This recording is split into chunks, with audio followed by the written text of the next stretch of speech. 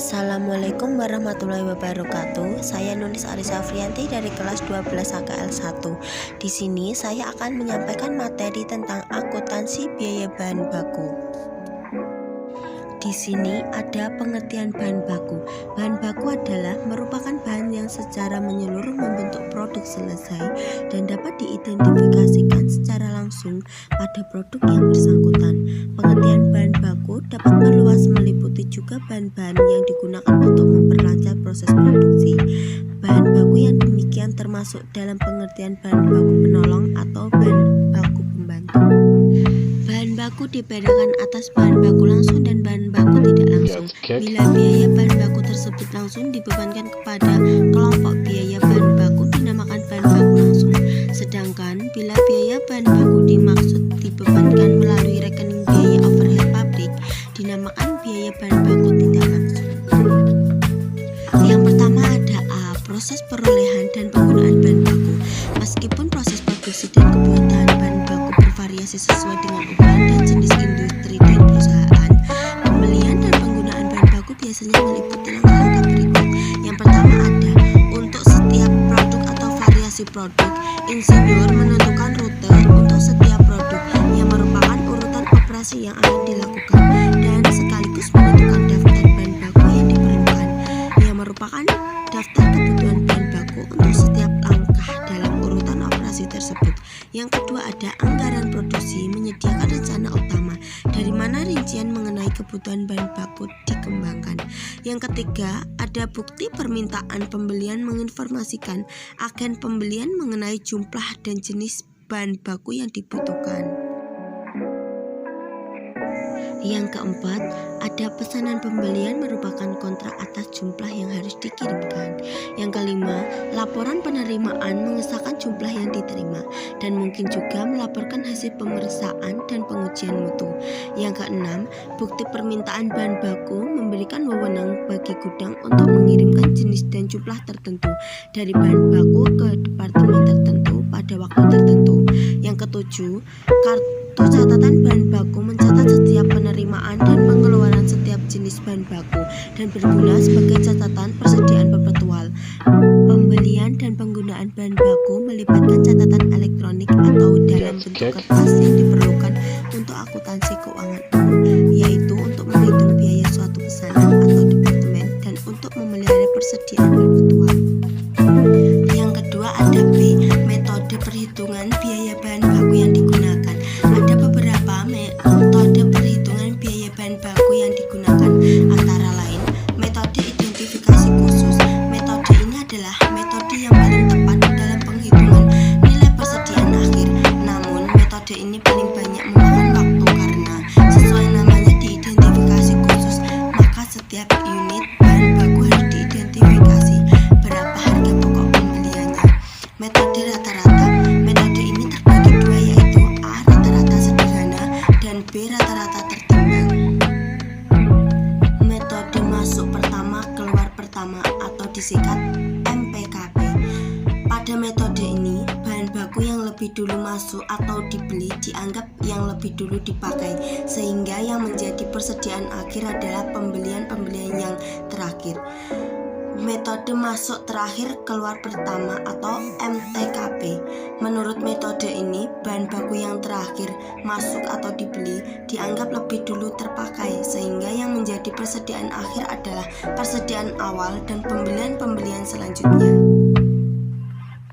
Yang ketiga ada C. Akuntansi biaya bahan baku. Akuntansi terhadap bahan baku dibedakan menjadi akuntansi pembelian bahan baku dan akuntansi pemakaian bahan baku.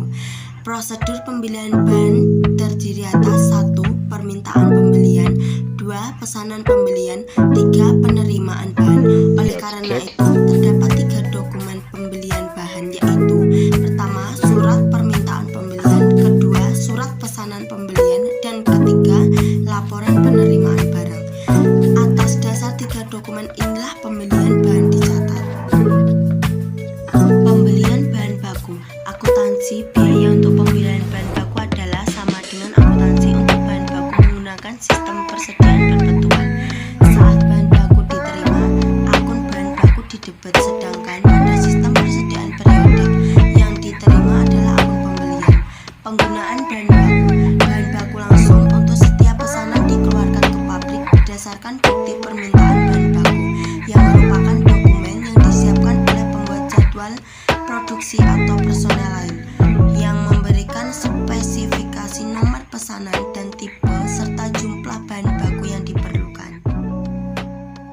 Yang keempat, ada D, metode penilaian atas bahan baku. Dalam keadaan harga-harga tidak stabil, alokasi atau pembebanan harga pokok bahan baku yang digunakan untuk produksi dan penentuan nilai persediaan akhir bahan baku dapat dihitung dengan beberapa cara. Ada dua cara yang mencakup beberapa teknik penilaian atas biaya bahan baku, yakni yang pertama sistem periodik atau sistem fisik, yang kedua ada sistem perpetual atau sistem permanen. Yang pertama, sistem fisik. Dalam sistem ini, pembelian bahan baku dicatat di rekening pembelian bahan baku. Jika terdapat persediaan awal bahan baku, maka persediaan awal tersebut dicatat di rekening terpisah, yakni rekening persediaan bahan baku awal. Pembelian ditambah dengan persediaan awal menghasilkan bahan baku yang siap digunakan. Untuk dapat menentukan nilai persediaan akhir, maka harus diperhitungkan fisik terhadap persediaan bahan baku yang masih ada pada akhir periode. Harga pokok bahan baku yang digunakan dihitung dengan mengurangkan bahan baku yang siap digunakan dengan nilai persediaan akhir bahan baku. Selanjutnya, dalam sistem ini, harga pokok bahan baku yang digunakan tidak dapat langsung ditentukan sebelum persediaan akhir ditentukan nilainya. Persoalan selanjutnya adalah berapa nilai persediaan akhir bahan baku yang digunakan sebagai pengurang dari nilai bahan baku yang siap digunakan. Untuk itu dikenal beberapa cara atau metode dalam menentukan nilai persediaan akhir bahan baku, yaitu metode identifikasi khusus, metode MPKP, metode rata-rata, dan metode MTKP. Pemilihan metode penilaian bahan baku ini adalah sangat penting karena akan berhubung langsung dengan harga pokok barang yang diproduksi, harga pokok penjualan, dan otomatis juga ada rugi laba. Bila suatu metode telah dipilih, hendaknya digunakan secara konsisten dan tidak diubah dari tahun ke tahun agar dapat menghasilkan perhitungan rugi laba yang baik setiap tahunnya. Oleh sebab itu, metode yang dipilih harus dapat memperhitungkan kemungkinan pengaruhnya terhadap penghitungan rugi laba untuk suatu periode jangka panjang. Yang kedua, ada sistem perpetual atau sistem permanen. Pada sistem ini, pembelian bahan baku dicatat dalam rekening persediaan bahan baku. Bila terdapat persediaan awal, maka persediaan awal tersebut termasuk pula pada rekening persediaan bahan baku tersebut. Pada saat pemakaian bahan baku rekening, persediaan bahan baku dikredit dan rekening yang didebit adalah rekening barang dalam proses. Pada sistem ini, harga pokok bahan yang digunakan untuk berproduksi ditentukan pada saat pemakaian bahan baku tersebut. Saldo dari rekening persediaan bahan baku menunjukkan harga pokok bahan baku yang siap digunakan. Jadi dalam sistem ini, baik harga pokok bahan yang digunakan maupun nilai persediaan langsung ditentukan pada saat pemakaian ataupun juga saat pembelian. Selain itu, pada sistem ini dikelola apa yang disebut dengan kartu persediaan bahan baku. Pada kartu ini akan dicatat harga pokok pembelian dan harga pokok pemakaian serta saldo persediaan bahan baku yang dimiliki. Metode yang digunakan dalam sistem ini adalah metode MPKP, metode rata-rata, bergerak, dan metode MTKP. Ada dua tingkat pengendalian persediaan, yaitu pengendalian unit dan pengendalian uang. Manajer pembelian dan manajer produksi saling berkepentingan pada pengendalian unit. Mereka berpikir pesanan dan permintaan dalam jumlah unit dan bukannya dalam nilai uang. Manajemen eksekutif paling berkepentingan pada pengendalian finansial dari persediaan. Eksekutif berpikir mengenai pembelian yang mencukupi atas modal yang digunakan, yaitu nilai uang, dan investasikan dalam persediaan harus digunakan secara efisien dan efektif. Pengendalian persediaan akan beroperasi dengan berhasil apabila peningkatan atau penurunan dalam persediaan mengikuti pola yang telah ditentukan atau diperkirakan sebelumnya, di mana pola tersebut berkaitan erat dengan jadwal penjualan dan produksi. Yang kelima, ada E, perencanaan dan pengendalian bahan baku. Perencanaan bahan baku berhubungan dengan dua faktor fundamental, yaitu jumlah dan waktu pembelian.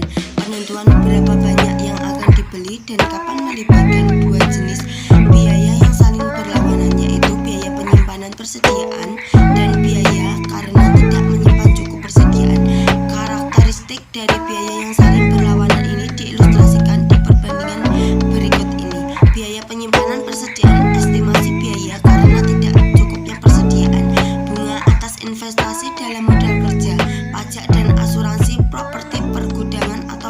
pemesanan penanganan.